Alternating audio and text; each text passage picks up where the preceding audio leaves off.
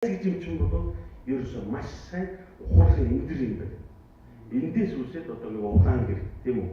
Энэ тэнд улаан гэр бариад одоо монголчууд нөгөө нүүдлийн сэтгэлгээндээ таасан ухаан цаг үедээ таарсан ийм ухаалгын жүжигүүд, агит пьесүүд ийм юмуд маш их гарч ирсэн. За тэгээд энэний дараа бол 42 онд улсын төв театр маань хөгжим драматик театр болоод өнгөр ногоо маань шатаад үнэтэй хэдэн дээд хувцс ганц нэг юм авч амжаа. Нэр бүхий зарим этгээдүүд бол гөмөн галын төлөөдөө сайхан шатж байна гэх шорон оронд ороод шавтагоос агуулаад. За ингээд ийм янз бүрийн юм болж байгаа хоорондоо 37 онд бол монголчууд анхны одоо орчуулгын жүжиг хоньны бол лоддива гэдэг. Араас нь алдарт Гоголын байцаагч төшмөл ингээ явсан. За ингээд 42 онд алдарт Дамжин Сүрэнбаа бол нацагт оржээс уламжилж орж ирсэн 400 хэдэн шат шүлгийг хасхын насаад өөрийнхөө нэмхийн нэмээд за мэдээж тэнд бол Борис Исмаиловын ажил явж байгаа. Ингээд 744 бэлгийн хөдөлгөөд тийм шат мөр бүхий одоогийн учиртай бороо энэ хөлбөр аз жаргалтай дуустдаг. Амьдрал ахуй хөрөм найраа хийгээд өндөрөлдөг.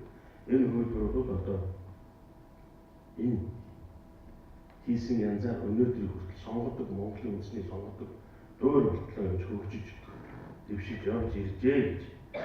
За ингэж ил 60-аад он 50-аад он ерөөсөө нийгэм хөгжөөд байдаг, нийгмийн байгууллага өөр болоод байдаг. Бид нар чинь 30-аад онд хамтрал коммун гэж бадарсан хамаг малаа нийгэмжтэй залхууныг нь дуртай малаа гизээ хат татаж идэх. Энэ чинь нийгмийн үж гэдэг ийм ойлголт. Ингэж явсаар байгаа 50-аад он болсон. 50-аад онд юу яах юм одоо сэхэтний төөрөлт янз бүрийн инженерийн хэрэг 60-аад оноор орж ирсэн төмөр очны энэ бүх юм урлаг, утга зохион бүх юм руу ингээд нөлөөлж эхэлж байна. Тэгэхдээ нөгөө 21 онд хувьсгал ялаад 24 онд үлээ Горький явуулсан захианы хариу пролетарын интернационализм реалист урлаг Монголд ингэж хөгжих ёстой гэдэг Горькийн чиг замналаар энэ социализм он жилүүдэд Монголын театр урлаг бүх юм хөгжижээ. Энэний тод жишээ нь бол 1963 оны намын тоорооны тогтоол гарч энэ үед бол нөгөө залуучуудын зүтгэл идэвхээр субботникоор баригдсан одоо драмын театрын ордон буюу энэ ордон байгууллага байгаа тийм ээ Монгол Улсын хөгжлийн театр, үндэсний урлагийн их театр, драмын эрдмийн театр энэ гурван байгууллагыг бол залуучууд өөрийнхөө хөтөлмөрөөр байшингийн босгосон байна. Ингээд тэр байшин босгохтой зэрэгцээ тогтоол гараад нөгөө дөөр үжгийн театр гэж юм тусад нь үрдээгээд драмын театрыг тийшээ салгаад ингээд гаргасан.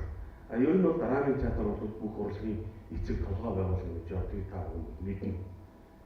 За ингээд дараа нь тусдаа гараад яасан юм гэхээр одоо өөрөө бие даасан урын сангийн бодлоготой болох мэрэгчлэлтүүдэд бэлдэж эхэллээ.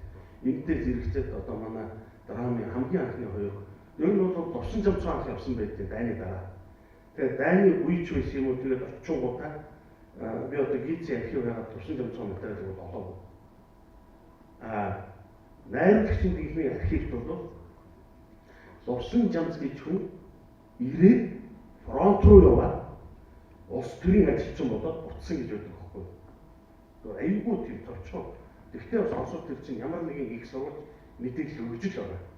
Юм хайж байгаа. 47 онд орчин цагийн Монголын театр гэж ном бичсэн алдарт Галина Уварова мөн үү?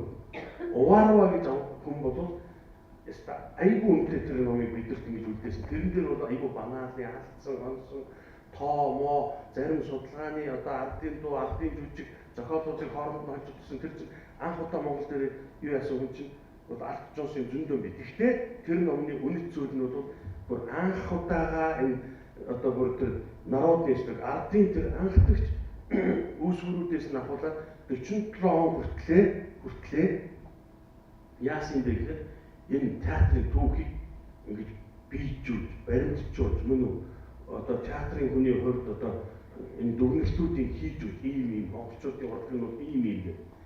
Ийм юмнуудыг хийж өгснөөр Уваровын номны үнэт чанар нь оршиж байгаа. Гэхдээ Уварова бол би эргээд нөө Чех руу орж штэ. Дайн эхэлсэн жилүүдэд бол манай Чехийн жүжигийн ийм вечер хийжсэн байна. Үжлэг. Тэрэн дээр нь бэр гуйсан Баавга, Чехийн өгүүлбэрүүдээр энэ ингээд ажилласан манай бөмбөр ногооны одоо анхны хүмүүс ажиллаж байсан. Та бүхэн өөрсдөө бүгд мэдж байгаа 31 онд бол Азар Ефремов гэж нөхөр гэгэрл яванд ирж ажиллаж байсан байгаа байхгүй. Тэгээд театр байгуулах тушаад гараад нөгөө орос хэлтэй орчуулагч сурагч нарын яасан би чи ийм үнэтэй гэсэн. Ефремов бол өөрөө бүр школа студийн МХАТ Московын уран сайхны театр Немирович Данченко Станиславский гэж өнөөдөр дэлхийд даяараа ярьж байгаа энэ хоёр хүний шууд шавь ороод ирсэн байгаа. Гэхдээ Ефремов, Барешо, Уварова, Рабинович яг драмын театрт бол энд нь араас нь Клешко, зураач тийм үү. Тэгээд нөгөө хөгжмийн театрын юунд нь Смирнов, Бельский энэ маш олон хүмүүс орно. Гэхдээ Монгол орчин цагийн жүжигчний дэг сургууль үүсэх эхлэлийг заяа. Ефремов бол аюу мундаг тавьсан байгаа байхгүй. Яагаад гэхээр манайхан нөгөө өөрсдөө их тийм уянгалж ярьдаг. Тэгээд дандаа юм хаан юм зогсолт. Одоо Европтод ингээд зогсолтууд шууд Ватикан поза гэдэг мэдэн шүү дээ тийм үстэй. Ватикан зогсолт гэдэг. Тэгэхэд бол монголчууд бол суухтаа хүртэл ингээд нэг суудаг.